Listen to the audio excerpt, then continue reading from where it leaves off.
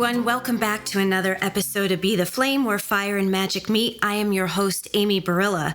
I hope this finds each of you healthy, wealthy, and wise.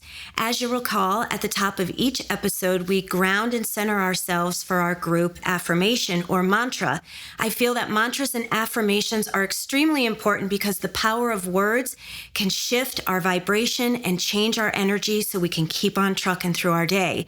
So without further ado, I'd like to ask all of you to take a moment or two, ground and center yourself. And when you're ready, close your eyes and place your hand over your heart. And that beat coming out of the center of your chest is your life force energy and your soul purpose. And when you're ready, recite the following. Always I rise. Taking a nice deep breath, inhalation through the nose, exhalation out through the mouth. And you can open your eyes again. Now our sacred space has been properly activated. On today's episode, we're going to be talking about how to love an empath.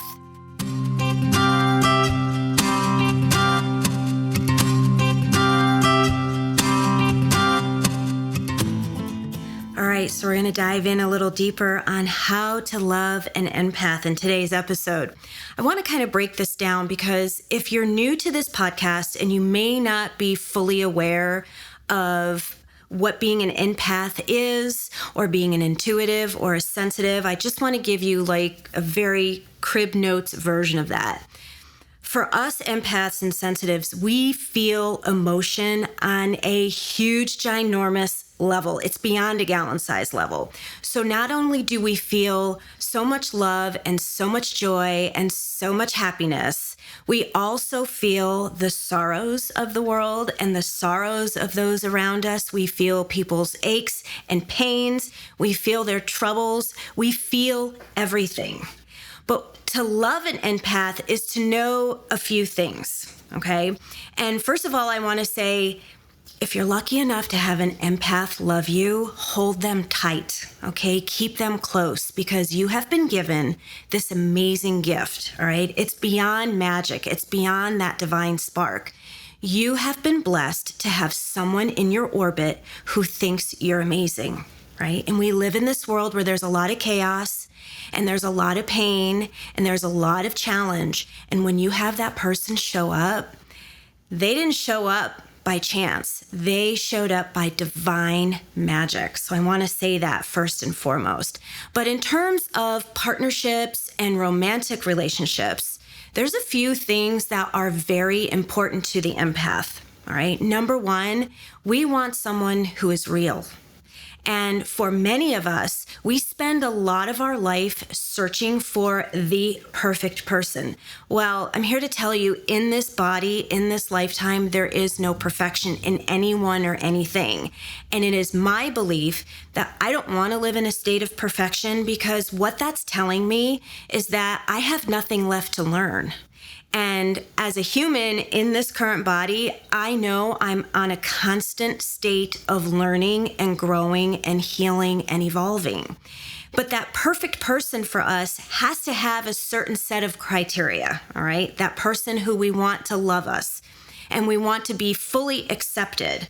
As a sensitive, there are times where our emotions are so over the top that we might scare people away. But what I want to point out is that you're not scaring them away because there's something wrong with you. There's nothing wrong with you. You're perfectly imperfect, right? But what happens is that other person's set of insecurities and their set of traumas and their wounds, they're not at that point in their life where they want to work on them. And when you meet up and join forces, it's not going to match up necessarily, all right? So what happens is for us, the empath, we keep searching for that next person. And because they may fall short somewhere along the line, we feel that there is no one out there for us. That is so not true. Okay. And I want to make sure you know this because I know if you're going to watch this episode, you're going to identify so deeply and so closely with what I'm sharing with you. You're going to be raising your hand saying, she's talking about me. All right. And I've been on the other side of that. So I understand what it feels like to be misunderstood. But when you find that person that gets you and accepts you for who you are and doesn't ask you to change or doesn't try to fix you, you've hit pay dirt. And it doesn't necessarily have to be a romantic partnership. It could be a very dear platonic relationship. It could be found in coworkers. It doesn't have to be a romantic partner. But for purposes of what we're diving into today, I'm going to circle back and focus on the heart aspect or the loving romantic partnership aspect, okay? It's also important, too, that we have a cheerleader when we have a romantic partner, right? We want that person to show up for us the way us, the empath, shows up for them, okay? If we're constantly going to pour and we're constantly going to give, over time, we may feel emotionally bankrupt, so to speak. We feel drained and depleted. Now remember, the empath shows up as a natural-born fixer. That's who we are. We tend to see it more in women, but there are a lot of men empaths out there too. I've met them. They're amazing. Okay? And the challenges that we women face, they face too. So I want to make sure that if there are guys out there that are going to watch this episode, that they also feel seen, heard, and supported, because I'm talking to you as well. This is not just about the women. But we need someone who's going to not only accept us for who we are, we want someone who's a cheerleader, right? We also want someone who's going to support us in our joys and in our endeavors, even if they don't participate in them, okay? I'm going to give you an example.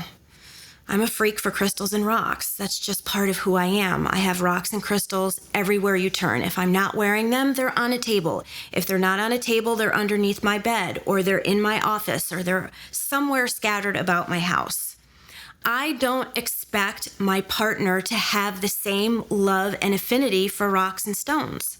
However, the other side of that is I don't want to be discouraged from having that love of rocks and crystals, and I don't want to be discouraged from buying more, and I don't want to be discouraged from learning more about their wisdom and medicine. That's part of the fabric of who I am. Just as my partner may have hobbies and joys and things that they love, I would never discourage them from doing the things that bring them joy and happiness. Because in order to be loved fully, you have to support that person in their endeavors. If you're not getting that, then there's going to be an imbalance. And what's going to happen is you're going to feel drained and depleted, because you're showing up time and time again, and you just are asking for the same in return, at least part of the time, okay? As far as our emotions go, because empaths and sensitives feel on such a gallon-sized level, it's going to be important that there's effective communication with your partners. That can be a challenge. To be quite honest, words can be hard for me, right? I spend my career sitting in my office, working with women and children and families and helping them through traumatic periods in their life and crises. And sometimes things that come out of my mouth are also things that I need to know about myself. And sometimes I'll say it and I'll be like, I just said that. I need that medicine as well. And I'm almost surprised, and at times I'm shocked that that even came out of my mouth. And I understand that comes from a higher place, that comes from my higher self, or that's my team of divine guides sending me that download so that I can take in that medicine for myself as well. All right. So that's another important thing. Also, too, socialization for the empath can be a challenge. And in a partnership or a romantic relationship, that other person has to be made fully aware that plans could change on a dime's notice, but it's not personal. I'm going to give you an example. You can invite me to go to dinner, and it sounds great. And the day of the dinner, I'll be like, I'm not going. I'm just not going to do it. I'm not going to put myself in a situation where I'm not going to be fully present or fully real and authentic. And of course, at the end of the day, I'm not going to be comfortable. So I'm going to have a shitty time. I'm not going to have a good time. However, the people that know and love and care about me already know this about me. So they know that that's a potential possibility. and they accept me for who I am as a result of it, just as I do for them. All right? That's what I'm talking about. I'm talking about having people in your life who are present for you, who can meet you where you're at versus where they want you to be. If that's what's happening in your relationships, we tend to set ourselves up for a path of unhappiness because we're not feeling fulfilled, right? We're not feeling fulfilled. And when the empath is not feeling that level of joy and happiness and fulfillment, it can lead to imbalance and sometimes disease, right? I can look back over the course of my life and I can look back at the partnerships and relationships that I've had, and I can see exactly where I didn't step up and it led to imbalance. And it led to me being extremely unhappy. And, I'm approaching 50, so that's a half century me roaming about this planet, and I'm still learning stuff about myself all the time, right? So it's important that as empaths in romantic relationships, that we find that person that we can be real with, all right, and who's also going to be real with us. And that might take some time as you navigate those waters together, as you get to know one another, as they get to understand you and all the things that you feel on this gallon size level, and how, we're very, very in tune when the energy in a situation is not where it should be, if things are off. And our emotions may change on a dime's notice too. It's not personal, all right? But being an empath means that we have to be extra aware of who we're spending our time with, and we have to be sometimes careful of who we allow into our orbit and into our circle, because we want to receive all the things that the divine says we are worthy of. We are worthy of so much. And, I know I hear this all the time in my inner dialogue, and it's like an energetic 2x4. Sometimes we have to go through shit, and we have to go through a bunch of non-deserving partners before we find that magic one, all right? But I want to make sure each of you know today that you're not alone. Even though that can get lonely, that's another thing I want to touch on. I know for us empaths that if we feel that that person is not going to show up, that we're doomed to a life of loneliness. That is not true. But that is a real space where we can reside for a period of time. And it's important that you know that I've been there. I know what that feels like. It's a point of isolation. And I think a lot of that comes from us being so hypercritical because we downplay the magic of our gifts and our sensitivities. That's a lot of what happens with us. We downplay it. And it's important that we try to enter that space where we work and fine tune those parts of ourselves where a better story needs to be told, right? Someone just told me that before we started filming this episode today, that I need to tell a better story. And she was right. So I hope that I am delivering that to all of you. You've heard me mention earlier in some of the episodes in this season that I, had experienced a stroke. And it's a point of vulnerability because when you have an event happen in your brain, you tend to come out the other side of that not feeling that you're the same person that you were before it happened. And for me, in doing these filmings for these episodes in this season, it has been a challenge. I'm not going to lie, it's been a challenge. I've had to have a lot of talks with myself. I've had to have a lot of sessions where I would just break down and be, a sobbing mess because I didn't know if I could do it.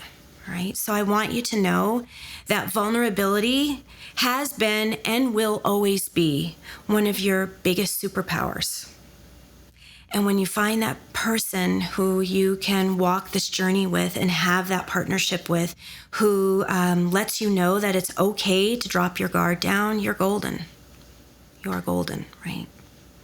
So in a nutshell, there are certain things that we, the empath, the sensitive, are looking for in a partner.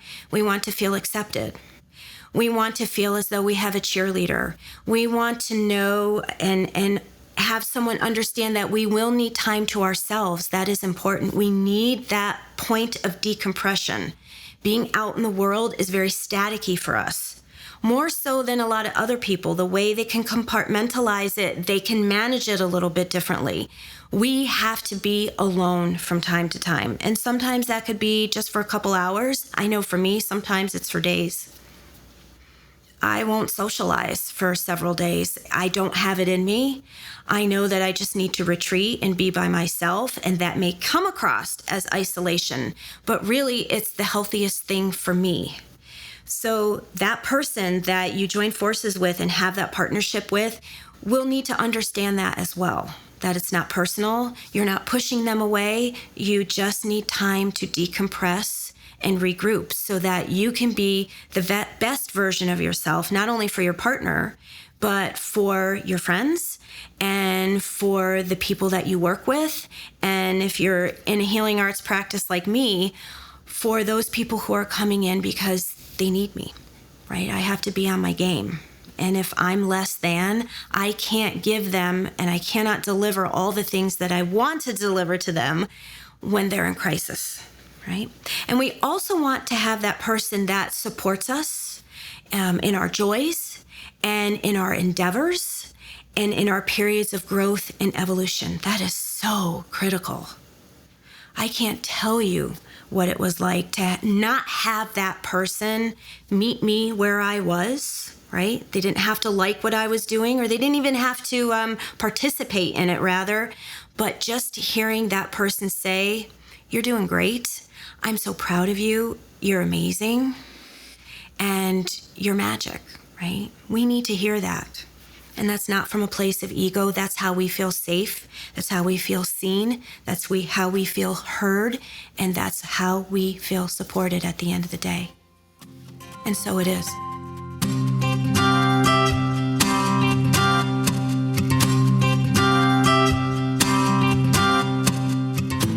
This is my favorite part of each episode, when I can dive into the Crystal Wisdom Corner and then follow it up with our collective card read for the upcoming week. So you will notice that next to me is this beautiful rose quartz heart. This thing weighs a ton.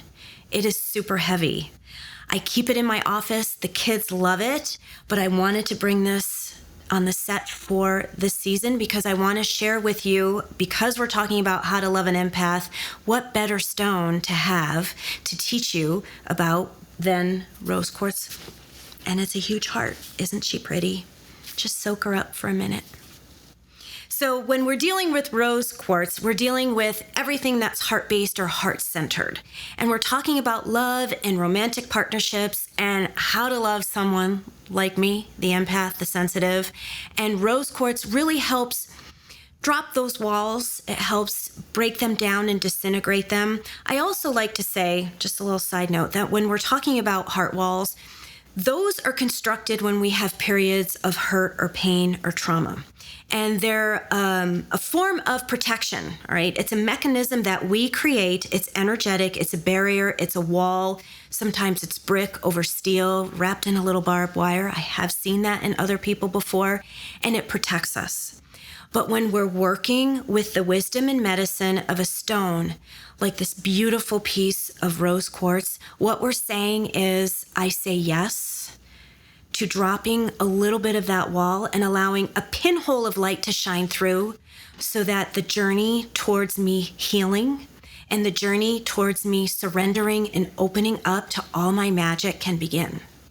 And when we look at things in terms of micro moves, we are allowing ourselves to be less resistant.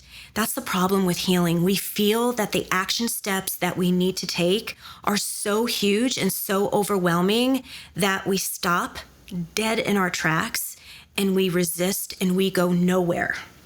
So I ask each of you today, if you have rose quartz in your toolbox at home, right? Bring it out. Stick it out in the sun for a little bit of a sun bath, charge it up, and start working with it.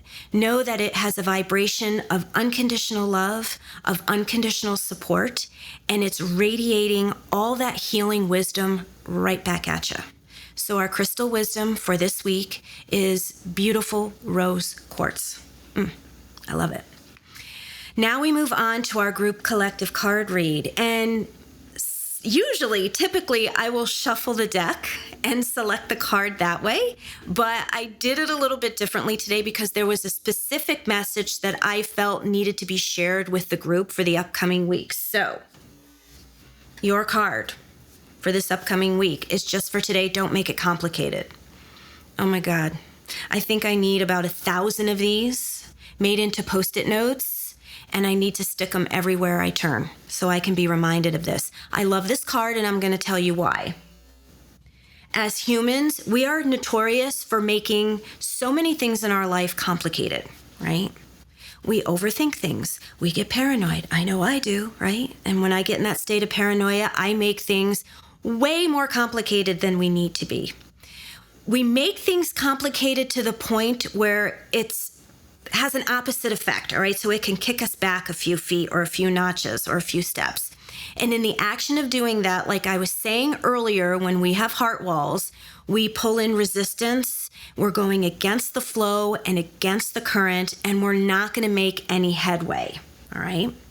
So just for today, your feet to the fire for this upcoming week is not making things complicated, all right? Let's simplify things. Let's access the joy of keeping things simple and easy, whatever that looks like for you. And I'm sure, just as I'm sitting in this chair talking to all of you, you are understanding where I'm coming from. And there are already at least 2 to 3 things, if not more, areas or compartments within your day-to-day life where you are making things complicated, and you can make a potential micro move or action step. I know you can because I believe in you, and I see you, and I hear you, and I love you, and always, always, all right? So that is your feet to the fire for the upcoming week. Just for today, don't make this shit complicated, all right? You'll be way less stressed and more blessed, I promise you.